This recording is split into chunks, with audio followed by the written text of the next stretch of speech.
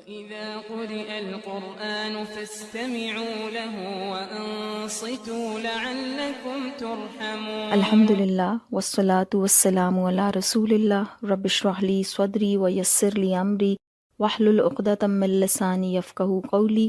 اعوذ باللہ من الشیطان الرجیم، بسم اللہ الرحمن الرحیم۔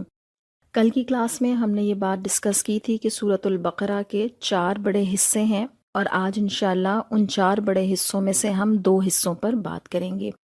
ہم نے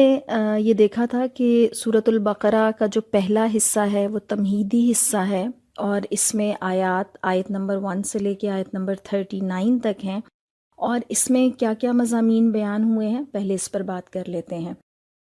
اس سورت کے آغاز میں سب سے پہلے انسانوں کی 3 اقسام بیان کی گئی ہیں، یعنی اللہ تعالیٰ کے پیغام کے جواب میں انسانوں کے رد عمل 3 طرح کے ہوتے ہیں۔ ایک گروہ مومنین کا ہے، ایک کافرین کا ہے، اور ایک منافقین کا ہے۔ اس میں سے اللہ تعالیٰ نے یہ بتایا کہ پہلا گروہ جنتی ہے اور دیگر 2 گروہ دوزخی ہیں۔ سب سے پہلے آیت نمبر 1 تا 5 میں مومنین کی 5 صفات بیان کی گئیں، یعنی یہ وہ ایمان لانے والے لوگ ہیں جو غیب پر ایمان لاتے ہیں، نماز قائم کرتے ہیں، اللہ کی راہ میں خرچ کرنے والے ہیں، قرآن پر اور سابقہ کتابوں پر ایمان رکھتے ہیں، اور اللہ سے ملاقات پر یقین رکھنے والے ہیں۔ اس کے بعد اگلی آیات میں کافرین کی صفات بیان کی گئیں، یعنی یہ انکار کرنے والے لوگ بھی ہیں اور ضدی لوگ بھی ہیں، اور اللہ تعالیٰ ارشاد فرماتے ہیں کہ ان پر تبلیغ کرنا اور نہ کرنا برابر ہے، اس لیے کہ ان کی ضد اور ان کی ہٹ دھرمی کی وجہ سے اللہ تعالیٰ ان کے دلوں پر مہر لگا دیتا ہے۔ پھر آگے آیات 8 تا 20 میں منافقین کا تذکرہ کیا گیا ہے، اور منافق کون لوگ ہیں؟ یہ ان کے متعلق اللہ تعالیٰ فرماتے ہیں کہ یہ دھوکے باز لوگ ہیں، یہ اللہ اور ایمان لانے والوں کو دھوکہ دینے کی کوشش کرتے ہیں، مگر در حقیقت یہ اپنے آپ کو دھوکہ دے رہے ہیں۔ بظاہر ایمان کا دعویٰ کرتے ہیں لیکن در حقیقت ایمان والے نہیں ہیں۔ ان کے دلوں میں اللہ فرماتے ہیں کہ بیماری ہے، اور وہ بیماری کیا ہے؟ نفاق کی بیماری ہے۔ ایک اور بات جو اللہ تعالیٰ ان کے متعلق ارشاد فرماتے ہیں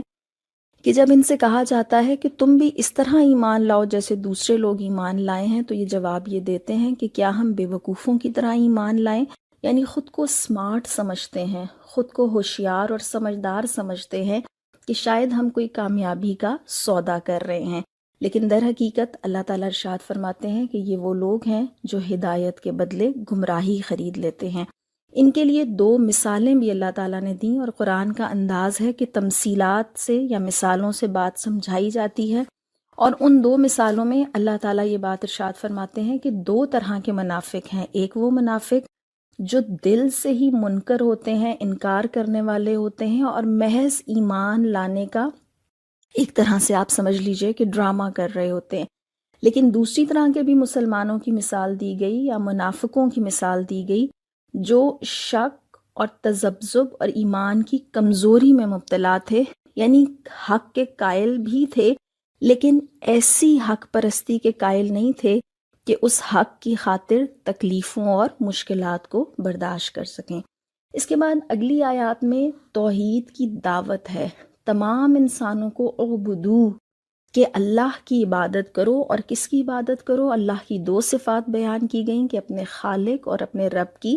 عبادت کرو، تاکہ انسانوں کے پہلے گروہ میں شامل ہو سکو۔ آیت نمبر 30 تا 37 میں حضرت آدم علیہ السلام کی خلافت کا تذکرہ کیا گیا کہ اللہ تعالیٰ نے ان کو دنیا میں اپنا خلیفہ بنا کر بھیجا، اور اللہ تعالیٰ نے ساتھ یہ بھی بتایا کہ آدم علیہ السلام اور ابن آدم ان کی کشمکش قیامت تک کے لیے شیطان یا ابلیس سے جاری رہے گی۔ ابلیس جنات میں سے تھا۔ حضرت آدم علیہ السلام اور حضرت حوا علیہ السلام نے نافرمانی کے نتیجے میں جو غلطی ان سے ہوئی تھی اس کو مان کر توبہ کر لی، لیکن ابلیس نے غلطی کو تسلیم کرنے سے انکار کیا اور ضد کی اور تکبر کیا۔ اس کے بعد اللہ تعالیٰ یہ بات ارشاد فرماتے ہیں کہ قیامت تک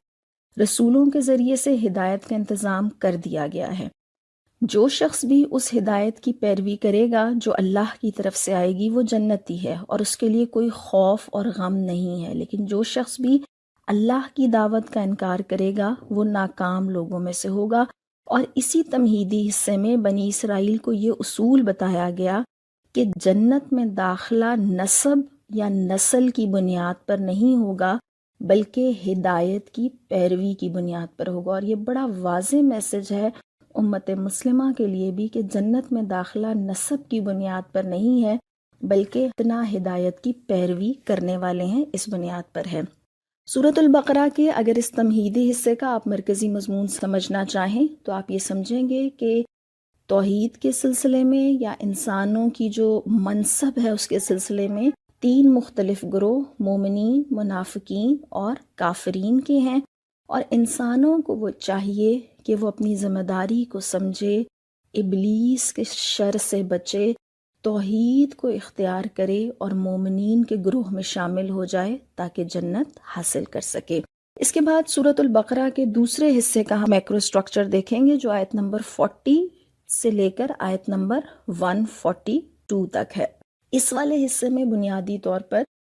ہم بنی اسرائیل کا تذکرہ دیکھیں گے، اور ابتدا میں بنی اسرائیل بالخصوص یہود کو اسلام کی دعوت دی گئی ہے کہ تم اس چیز پر ایمان لاؤ جو کس بات کی تصدیق کر رہی ہے یا کس کتاب کی تصدیق کر رہی ہے جو تمہارے پاس ہے۔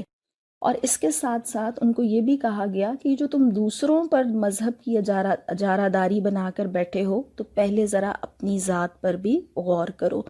اور ان کو اللہ سے ملاقات پر یقین کے ساتھ صبر اور نماز سے مدد لینے کا بھی کہا گیا۔ اس کے بعد اگلی آیات میں بنی اسرائیل کو قیامت کے عذاب سے ڈرایا گیا کہ اس دن کوئی کسی کے کام نہ آئے گا۔ آیت نمبر 49 سے 79 تک میں بنی اسرائیل پر اللہ کے احسانات کا تذکرہ کیا گیا ہے، اور پھر انہیں ان کی نافرمانیوں اور جرائم سے آگاہ کیا گیا ہے۔ یاد رکھیے گا کہ یہاں پر کسی ایک فرد کی بات نہیں ہو رہی بلکہ ایک قوم کی بات ہو رہی ہے۔ تو ہم بھی اپنی حیثیت کو سمجھیں کہ ہم ایک انڈیویژول، ایک فرد بھی ہیں، اور ہم ایک امت اور ایک گروہ بھی ہیں، اور دونوں حیثیتوں میں ہمارا ایک کردار ہے اور اس کے لیے ہم اللہ کے سامنے جواب دہ ہیں۔ اب اللہ تعالیٰ ان کو اپنے احسانات یہ بتاتے ہیں کہ فرعون کے جن مظالم کا تم مصر میں شکار تھے اللہ نے اس سے نجات دی، تمہیں تورات سے نوازا، صحرا میں من و سلوہ نازل کیا، بادلوں کا سایہ کیا، پانی کے لیے 12 چشموں کا انتظام کیا۔ لیکن نافرمانیوں کا تذکرہ شروع کرتے ہیں تو اللہ تعالیٰ فرماتے ہیں کہ تم نے بچھڑے کی عبادت کرنا شروع کر دی، اللہ کو دیکھنے کا مطالبہ کیا، آیات الہی کا انکار کیا، انبیاء کو قتل کیا، سبت کے قانون کی خلاف ورزی کی، گائے کو ذبح کرنے میں تم نے بہت سوالات کیے اور اس کو نہ کرنے کے بہانے تلاش کیے، اللہ کی آیات میں تبدیلیاں کیں اور دنیاوی فائدوں کے لیے آیات گڑھ کر اللہ کی طرف منسوب کی گئیں۔ اگلی آیات میں اللہ تعالیٰ بنی اسرائیل کو اس چیز پر ملامت کرتے ہیں کہ ان کے اندر اپنی نسل پر تعصب ہے اور نسل پر غرور بھی ہے۔ وہ یہ سمجھتے ہیں کہ وہ دوزخ میں صرف چند دن کے لیے جائیں گے اور جنت ان کی نسل کا استحقاق ہے۔ تو یہ بھی آپ دیکھیں کہ اللہ تعالیٰ کیسے ان کو یہ بات واضح کر رہے ہیں کہ تم کیوں یہ سمجھتے ہو کہ ہمیں جہنم کی آگ نہ چھوئے گی مگر صرف چند دن، یعنی اگر ہمیں جہنم میں جانا بھی پڑا تو شاید چند دن کے لیے۔ کیسی یہ ایک مس انڈرسٹینڈنگ تھی، یا کیسا ہے کہ غلط تصور تھا جو بنی اسرائیل کے ذہنوں میں بھی تھا اور یہ کہیں سے امت مسلمہ کے ذہنوں میں بھی آ گیا۔ اس کے بعد آیت نمبر 83 پر آئیے۔ اس آیت نمبر 83 میں اللہ تعالیٰ بنی اسرائیل سے جو میثاق لیا گیا تھا اس کا تذکرہ کرتے ہیں، جس میثاق میں اللہ تعالیٰ نے یہ بات ارشاد فرمایا تھا کہ توحید ہے، والدین کے حقوق ہے، رشتہ داروں کے، یتامہ اور مساکین سے حسن سلوک ہے،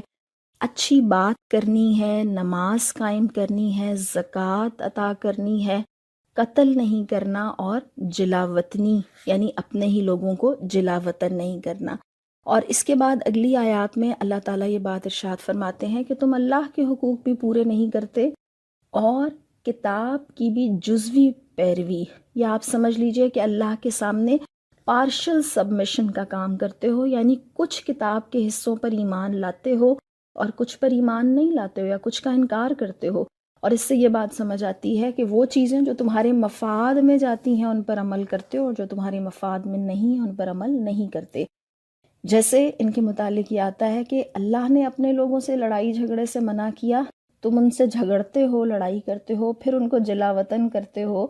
اور پھر ان سے فدیہ لیتے ہو، اور فدیے کے متعلق یہ کہتے ہو کہ یہ حکم تو ہمیں کتاب میں دیا گیا ہے، حالانکہ اس سے پہلے کہ جو کام تم کر رہے ہو وہ اللہ کے احکامات کی کھلی خلاف ورزی ہے۔ اور اللہ تعالیٰ یہ بات ارشاد فرماتے ہیں کہ یہ جو تمہاری جزوی پیروی ہے، یہ جو تمہاری پارشل سبمیشن ہے، اس جرم کے جو مرتکب لوگ ہیں ان کے لیے دنیا میں بھی رسوائی ہے اور آخرت میں بھی آگ کی سزا ہے۔